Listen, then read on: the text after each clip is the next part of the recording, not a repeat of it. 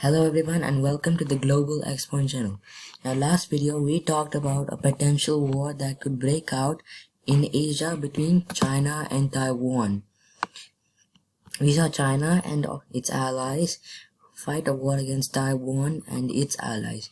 Initially they did good, but then more of Taiwan's allies, including powerful ones like South Korea, Japan, Indonesia, Vietnam and India joined.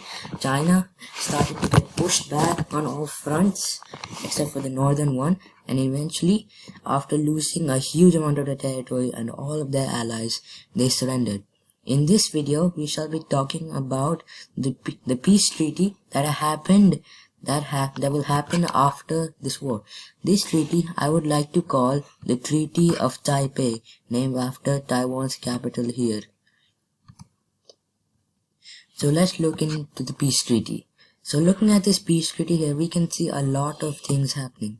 First of all, we can see that the Chinese province of Tibet has been released, and as well as Xinjiang, although I would like to call it Uyghur because that's the name of the people there.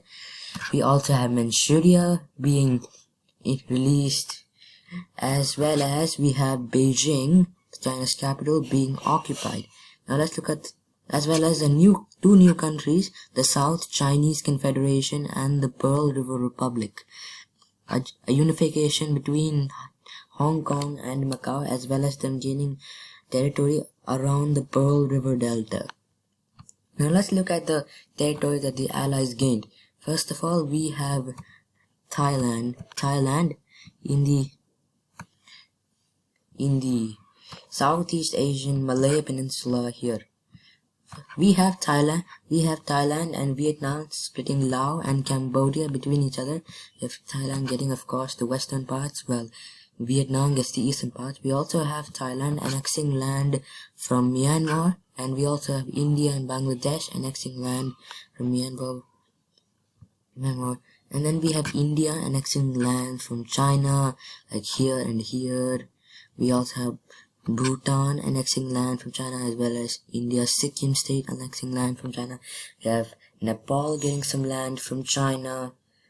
And then we have here Pakistan, which barely exists now, has lost a huge amount of its territory.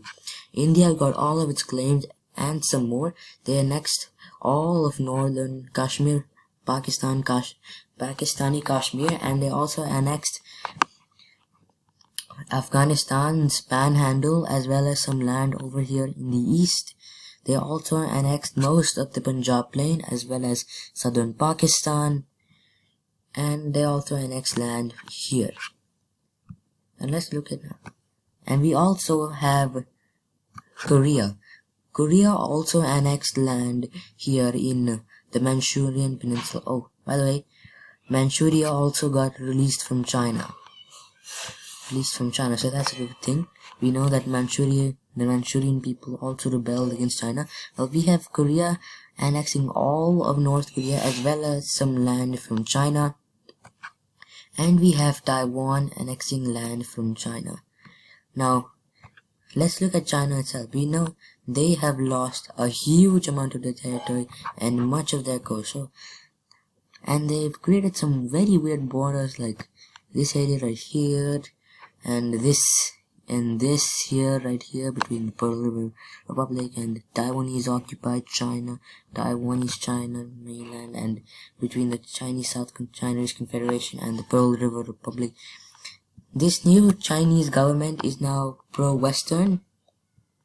It's a democracy like Taiwan. Now, I don't know, you might be thinking, why didn't I just give China, all of the remaining China, to Taiwan? Well, that was because, I don't think Taiwan could actually rule such a huge country. We're talking about one of the most populated countries in the world, and a tiny island here. So I don't think Taiwan would actually rule China.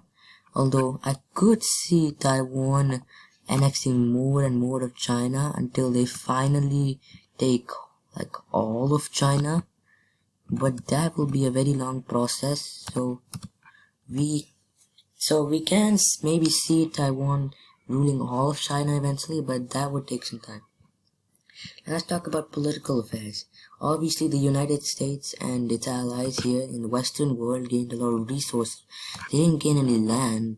They obviously couldn't govern territory thousands of kilometers from their homeland, so they just took resources from China, like military weapons and oil and many other resources like gold, which is a major Chinese product.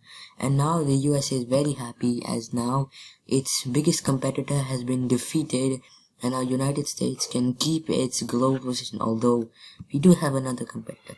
And that competitor is India, which has become much more powerful than it was before. It is now probably like the second strongest military.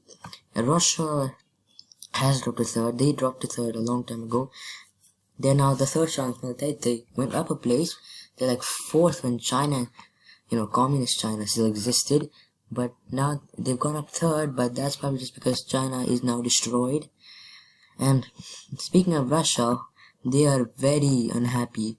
Well, I think actually they've made some accomplishment during the Russo-Ukraine war, as most of NATO devoted their resources to the World War III, and so I can actually see that Russia might have actually managed to take over Ukraine. This is probably now all Russian land, including Belarus, since Russia probably took the opportunity to invade Ukraine, and now all of this is now Russian land. So this is the map that we're going to be stuck with here. We probably have Russia having all of Ukraine, and now Moldova is very scared. Moldova is this tiny country right here.